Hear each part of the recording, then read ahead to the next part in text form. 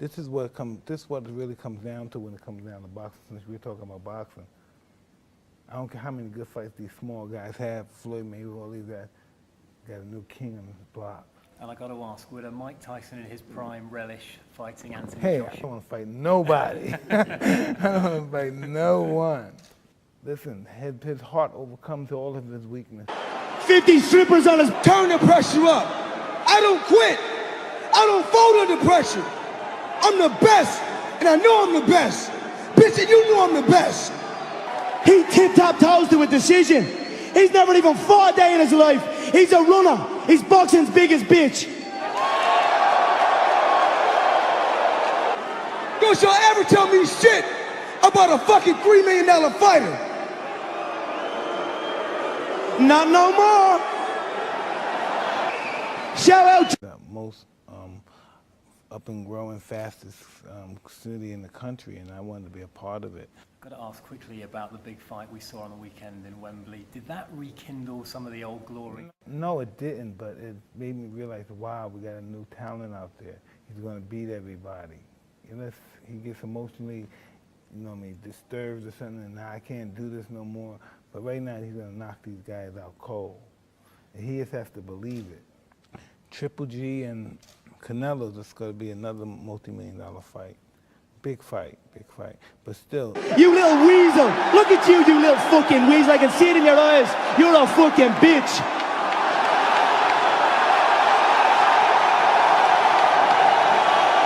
Cut my mic off. Cut the champ's mic off. Hell no.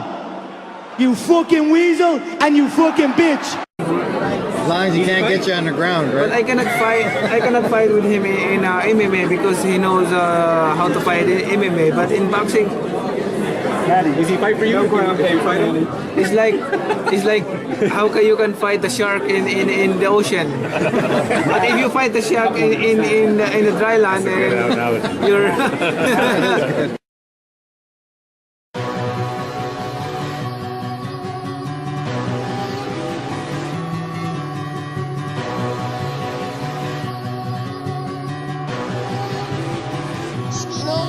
No beats.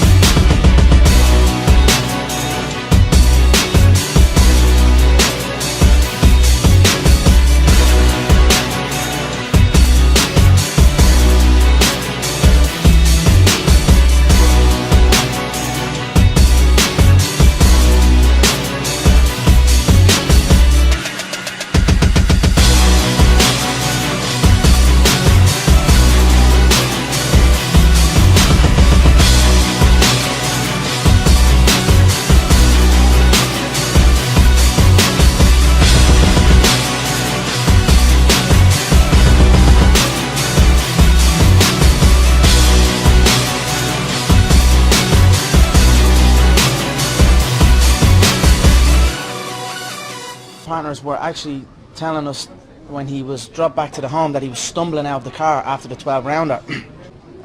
What's your response to the way he says you've been treating your sparring partners as far as the house they're staying at? I think it's ridiculous. I mean, we have multiple houses over here. He can say, look, he can say what he wants.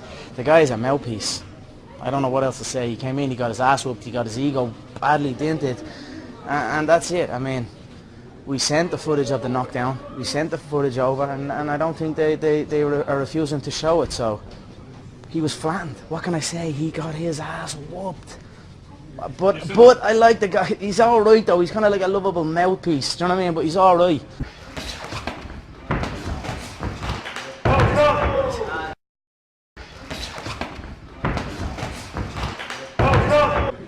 He was knocked down. He was flattened against the ropes. Multiple times the ropes kept him on his feet.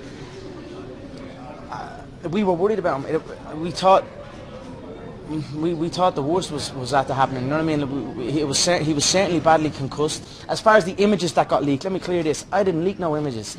The image I leaked and the image I released, the only image I released was the original one where my hands were behind my back, and that was in response to the comment where he said, he went on a big quote, and one of the comments in the quote was, "I will beat him with one hand tied behind my back." So I released one picture with me whooping his ass with both hands behind my back.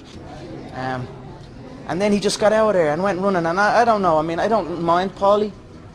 He came in, he spoke a hell of a game previous, very disrespectful to the skill set, very disrespectful to the discipline.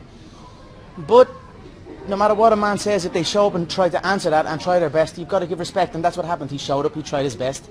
It didn't go his way. He got his ass whooped, he got his pride dented, and then he wanted a way out. What better way for a guy like him to exit under a load of questions and mysterious, you know what I mean? So, under a load of questions. So, and that's it. So. Round one is in the books for McGregor. No, he doesn't really believe those things. You have to understand the psychology. This is the first time ever Floyd has been in a spot where he wasn't favored to beat a guy. Everybody is expecting Floyd to go out and not only dominate this fight, but get him out of there in 1 or 2 rounds. Floyd is starting to feel that. It's an unusual spot for him where he's looking and going, hey guys, I appreciate that you all have faith in me, but you've got a little bit too much. How about we go out there and 2 men go out and have a contest? These are the intangibles, because what Teddy and I are watching right now is an amateur boxer getting ready to take on the best of all time. But the intangibles do matter. That is a pretty stark characterization. An amateur boxer getting ready to take on a guy that could be 50-0 by the time the month is out. Alberto Komodo has been on the scene all day. We've moved to Station 3. Couple action in the ring. Then we've hit the bag twice. He's there, boots on the ground. His eyes are closer than any of us. Brett, what are you seeing right now with your 2 eyes there? Yeah, from a technical standpoint, I think Chael and Teddy have really outlined a lot of what's going through my mind. I mean, obviously, one thing I told you, Zubin, is that I expected him to be in amazing shape, and I know that that's very, very crucial to him. I mean, that's been crucial really throughout his career, especially after he lost to Nate Diaz last year. He felt that he was very inefficient with his energy, is what he said. That fight was at 170 pounds when it was supposed to be at 155 pounds. So just looking at him physically, and this has not surprised me at all. I knew all along that Conor McGregor would do everything in his power to get as prepared as is humanly possible to face Floyd Mayweather. But everything that you're hearing from the 2 experts there about the technique, I would have to agree with. Teddy, I want to ask you this, because you have been in the corner, you have trained some of the guys that basically ate pressure for lunch, and Chael has talked about what a performer this guy is under pressure. For those of us that are just fans, that haven't been in the corner, that haven't been in the ring, can you explain the intangible of the mental side of something like this and the pressure with the world watching? Not the physical, the mental. There's a mental part, and he's right on the button talking about the mental part. My UFC counterpart there. 75% of the game, all right? There it is. 75% of my business, my sport, is the mental part. And McGregor has been in that realm. You know, he has been in that environment. He's been under the big lights.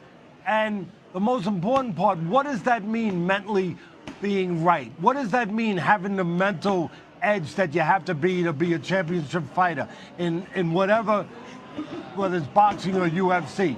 What it means is that you have to understand, you have to be able to push the wolf away from the door.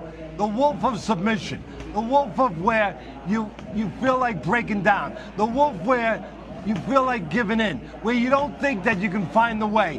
Where you start to make excuses. Where you're not reliable. Where you start to give in. Where the normal person, the person out there, the layman person, they can do that. They can give in. They can still go to work the next day. They give in, they say they're sick. And the next day they can still show up at work and it might not hurt their career. But in the boxing ring, you cannot do that. That's called the chamber. Ariane has my money in a briefcase the way I like my money. I only accept money in briefcases.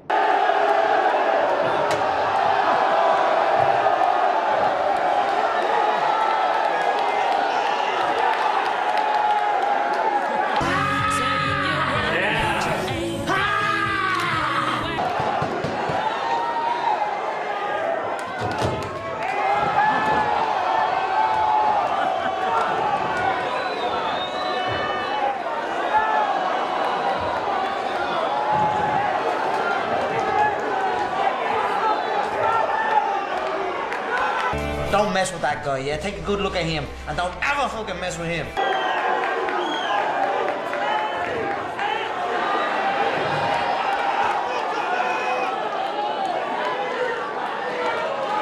I wonder how much a chair would have cost me. I said yesterday, the featherweights must beg now. They must beg for pardon, beg for forgiveness. If that's the case, if they apologize and beg, I'll leave the division. I won't terrorize them anymore. They can have their division back. They can go back to being on the prelims. 2015 was my year. 2016 is also my year. Every year is my fucking year. When you fought Chad, he rearranged your face. You haven't looked right since. After that 5-round Mendes fight, which arguably could have went to him, you look like you've had a stroke. The left side of your face is drooping. I'm worried about you. Honestly, I'm worried. I love you. I love you like